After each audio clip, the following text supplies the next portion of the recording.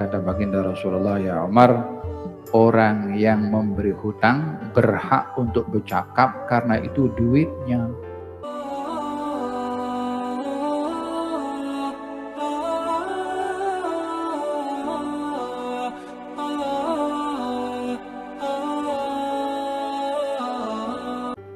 Nah, orang yang tak perlu berhutang, jangan hutang. Satu hari Nabi berhutang 20 sak kurma kepada seorang bernama Zaid, seorang Yahudi. Zaid itu datang kepada baginda Rasulullah, kamu ini adalah orang yang lambat bayar hutang, tak tunaikan bayaran hutang on time, tepat masa, selalu menunda-nunda bayaran hutang. Sayyidina Umar ada di sebelah Nabi SAW. Sayyidina Umar marah kepada dia disebabkan oleh kerana dia tegur Nabi sedemikian. Aku penggal kepala kamu, kamu berkata demikian kepada Rasulullah. Kata baginda Rasulullah, ya Umar, orang yang memberi hutang berhak untuk bercakap karena itu duitnya. Dan patut yang engkau bagi tahu kepada aku untuk aku bayar hutang lebih awal. Engkau bagi tahu kepada dia, kalau nak tuntut hutang, tuntut dengan elok. Yang punya duit berhak untuk bercakap, kata Nabi SAW. Maka Nabi bayar hutangnya berlipat kali ganda. Kata Nabi SAW, sebaik-baik orang yang berhutang, yang baik dalam pulangan hutang. Sebaik-baik orang berhutang, yang baik dalam memulangkan hutang. Yani apa maksudnya baik memulangkan hutang? Bagi lebih. Hutang 10 ringgit, bagi 15 ringgit. Itu riba lah. Bukan riba kalau itu pemberian tanpa syarat. Tapi kalau dia orang bagi hutang, aku bagi kepada engkau hutang 10 ringgit, jangan lupa pulangannya lebih ya. Baru di sini jadi riba. Kullu qardin jarra naf'an fahuwa riba. Hutang piutang yang membawa untung itu riba. Tapi kalau orang hutang 10 ringgit dipulangkan oleh orang berhutang 15 ringgit tanpa ada syarat daripada yang memberi hutang, maka itu adalah orang yang baik dalam membayar hutang.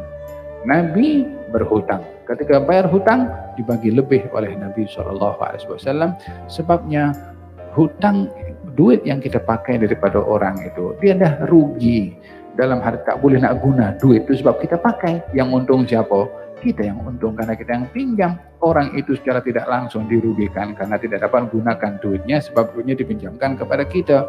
At least paling tidak kita membayar ihsan orang itu yang sudah berbuat kepada kita dengan ihsan kita beri kepadanya. Man ahsana ilaika ma'rufan fakafi'hu. Orang berbuat ihsan kepada kamu, balaslah ihsan itu. Faham dong? Kecuali orang yang memberi hutang ni orang kaya, ya kan? Yang berhutang ni orang susah, ya kan? Dia beri pulangan pun lebih. Paham ya, awak ada banyak duit, ini orang susah pinjam, pulangkanlah hadiah tu, tak payah nak ambil balik daripada orang tersebut karena dia pun juga orang yang susah. Faham dong?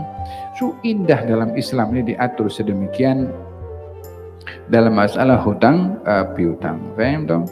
Dan hal berkenaan dengan hutang. Matlul ghani zulmun. Orang yang menunda-nunda membayar hutang adalah perbuatan yang zalim.